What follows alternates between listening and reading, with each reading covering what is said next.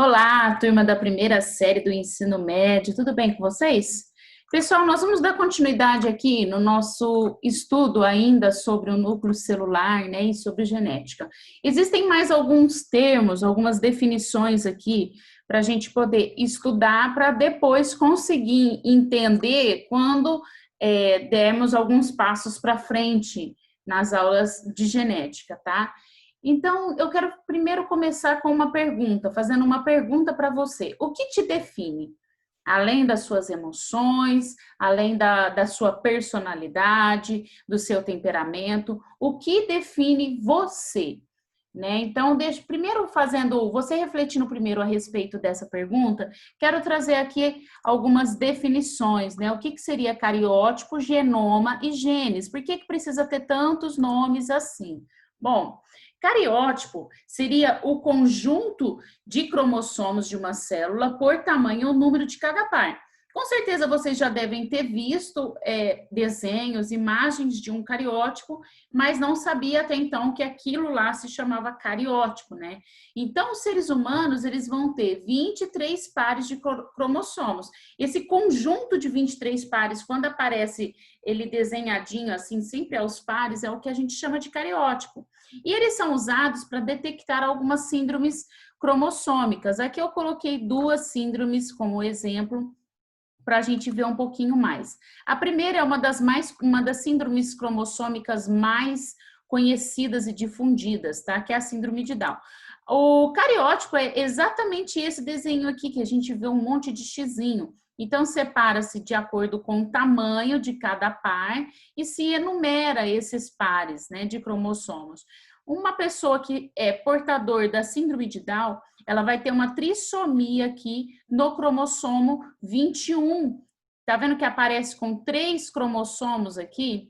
Isso acontece porque no momento da divisão celular do gameta feminino, a célula deveria formar células haploides, né, com metade do número de cromossomos para cada célula, e por algum defeito na hora da divisão celular, ela acaba formando umas células diploides, sem fazer essa divisão. Então, se aqui eu tenho uma célula diploide, na hora que vem o espermatozoide, né, do pai, e fecunda essa célula, acaba que ele vai ficar com um número 3 aqui de cromossomos, né, ele acaba juntando.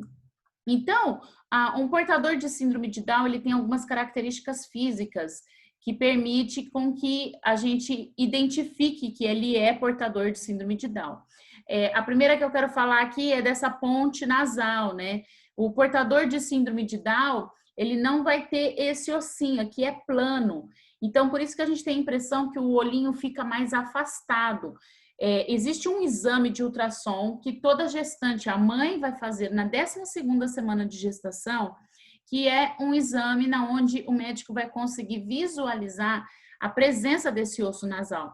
Se por algum motivo esse médico não conseguir visualizar a presença do osso nasal, ele deve solicitar alguns outros exames e até exames de sangue para verificar com toda certeza se a pessoa está grávida, né? Se esse bebê, mesmo que ainda na barriga, possui algum tipo de síndrome, como a síndrome de Down, tá? Outra característica, a orelha displásica e dobrada, a boca entreaberta, o perfil facial plano, né? Então tem o rosto mais achatadinho mesmo. Algumas anomalias dentárias, perceba que aqui tem mais dentes do que o normal, né? Do que daquela quantidade que uma criança tem. A mancha de Brusfield, que é essas manchinhas brancas aqui em volta, né, na parte colorida do olho. A orelha, a implantação é mais baixa, então se você reparar bem, a sua orelha ela fica mais ou menos na mesma direção dos seus olhos. O portador de síndrome de Down vai ter a orelha um pouco, né, projetada, a ponta dela um pouco para baixo dessa linha dos olhos. E o pescoço curto também. Essa é uma das síndromes, né? E eu coloquei aqui uma outra síndrome também, que ela é chamada de síndrome de Klinefelter. Então, olha aqui, esse é o cariótipo, eu coloquei outra imagem, outro cariótipo. Perceba que no par, que deveria ser par, né? Acaba acontecendo um trio aqui, no 23º par de cromossomos, ele vai aparecer com 2 genes X e um Y. Então, essa pessoa que é portador da síndrome de Klinefelter, ela vai ter características físicas masculinas, mas com algumas manifestações de características femininas, como, por exemplo, a ausência de calvície frontal, que é algo que vai aparecer mais em homens do que em mulheres, uma tendência maior de crescer pelos no meio do peito, a ginecomastia, que é o desenvolvimento dos seios, pelos púbicos femininos, mesmo que tenha testículos, são testículos reduzidos, um fraco crescimento de barba, ombros estreitos, ancas largas e braços e pernas compridas. Então, perceba que, com exceção aqui, né, dos braços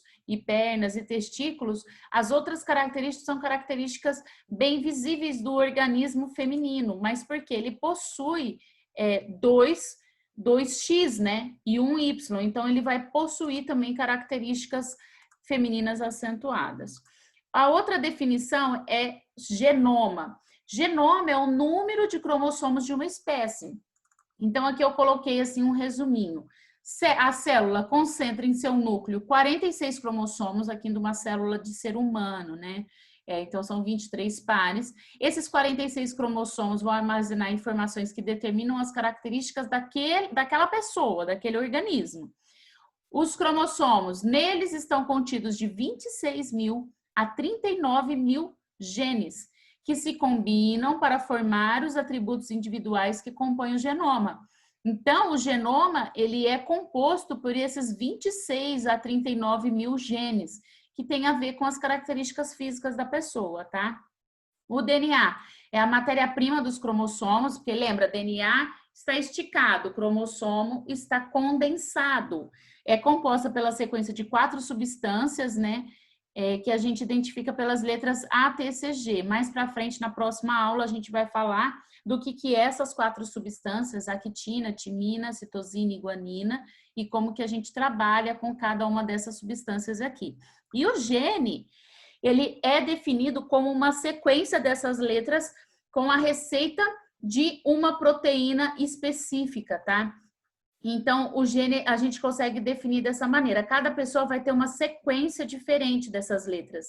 Existe, inclusive, um trabalho mundial, e muitos brasileiros trabalham nisso, né? Muitos cientistas brasileiros, que é chamado de Projeto Genoma, onde eles estão tentando decodificar o que significa cada sequência. Então, é como se eles pegassem, imagina que dessa primeira substância, né? Da quitina até a 27ª substância, eles conseguissem identificar que aquele pedacinho ali é referente à cor dos olhos. Então, mais para frente, eles conseguiriam, inclusive, detectar se essa pessoa vai ter algum tipo de doença no futuro, algum tipo de câncer. Então, para isso que eles têm feito alguns trabalhos nesse sentido, tá?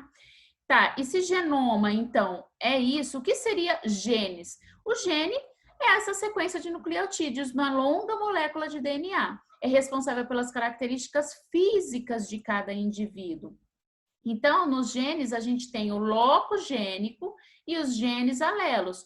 O locogênico seria a posição exata de um cromossomo referente a uma determinada característica física. Então, aqui, ó, esse vermelhinho seria referente ao tipo sanguíneo. Quando ele aparece nos 2 cromossomos, é o que a gente chama de genes alelos, porque eles vão ocupar a mesma posição nos 2 cromossomos. Então, por exemplo, quando a gente identifica, isso é válido para todas as características físicas, quando a gente identifica a minha filha, vou dar um exemplo, a minha filha tem olhos azuis e eu tenho olhos escuros.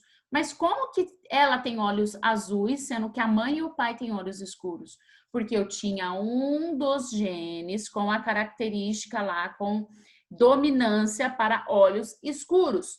E o outro era um gene recessivo, que ele não manifesta dominância sobre o gene de olhos escuros, mas que tinha informação para olhos claros. E minha filha herdou esse gene, esse lado.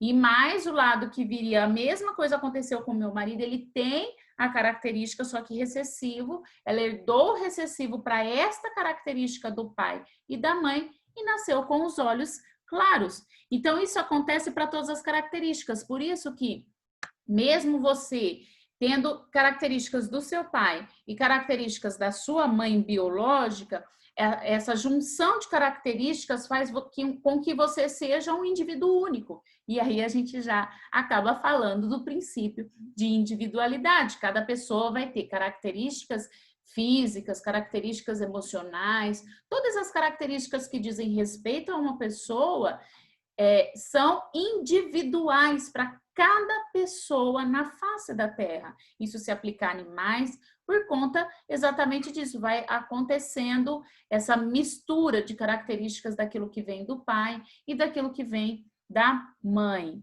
tá? Então, isso seria os genes. E para finalizar, pessoal, eu separei um exercício aqui para fazer com vocês, que é o exercício 15. Ele está na página 11 do livro de vocês, tá? É um exercício da FUVEST. Em um organismo, células musculares e células nervosas se diferem principalmente por possuírem genes diferentes? Bom, se nós acabamos de falar que genes ele vai ter para todas as células, mas ele não manifestou. Então, imaginando que a célula muscular tem uma função e a célula nervosa tem outra função, a gente não pode considerar que são genes diferentes, porque é referente à mesma pessoa, ao mesmo organismo. Eles possuem ribossomos diferentes? Não, na verdade, eles possuem a quantidade de ribossomos diferente, porque isso tem a ver com o gasto energético, já que, né, está totalmente relacionado aos ribossomos, mas não que o ribossomo de uma célula é diferente do ribossomo de outra. Eles possuem cromossomos diferentes? Nós já vimos que se DNA é a cadeia toda abertinha e cromossomo é o DNA condensado, a pessoa muda de DNA de uma célula para outra? Também não posso considerar isso. Eles expressam genes diferentes? Sim. Né? Porque não é que ele tenha genes diferentes, é que ele acaba expressando por conta da função que ele exerce naquele organismo. E até vou ler aqui a última, né? Eles utilizam código genético diferente? Não, porque é o mesmo organismo, é a mesma pessoa. Então, a resposta é a alternativa D. Tomem cuidado com essas sutilezas, né? Porque aqui ele usou duas respostas bem parecidas, né? De possuir genes diferentes e de expressar gene diferente. Então, existe uma diferença da gente imaginar que aquele organismo ele possui um gene diferente ou ele expressa o gene diferente. Seria expressa, mas não que seja o gene diferente em cada uma das células. Para exercício de casa, para vocês fazerem em casa, vocês deverão fazer como complementar aí as páginas 10, 11 e 12, todos os exercícios dessas 3 páginas. E a gente finaliza hoje esse primeiro capítulo do módulo 3. Então, eu gostaria que vocês fizessem um mapa mental sobre o núcleo celular, colocando todos esses nomes. Isso vai auxiliar demais na hora do estudo de vocês. E como a gente já fechou um capítulo, é importante fazer esse mapa mental para vocês assimilarem o conteúdo. Então, o mapa mental, ele ajuda muito a assimilar o conteúdo e mais, né, futuramente, com vários conteúdos, na hora que você bate o olho no mapa mental, você já relembra daquele conteúdo que você estudou, tá ok? Não deixem de fazer, vocês devem anexar, pode fazer numa folha de sulfite mesmo e anexar no próprio fichário de vocês, porque depois eu vou avaliar, tá ok? Bom, pessoal, então essa é, né, a nossa aula de hoje e a gente se vê numa próxima. Tchau!